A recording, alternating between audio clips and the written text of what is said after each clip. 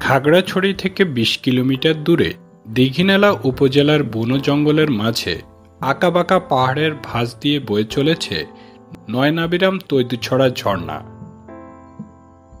ত্রিপুরা ভাষায় তৈদু মানে পানির দরজা এবং ছড়া মানে ঝর্ণা। ১০০ ফুট উঁচু ঝর্ণা মুখ থেকে বয়ে যাওয়া শীতল ও স্বচ্ছ পানির কলকল শব্দে মুখরিত হয়ে থাকে তৈদুপাড়া এলাকার চারপাশ।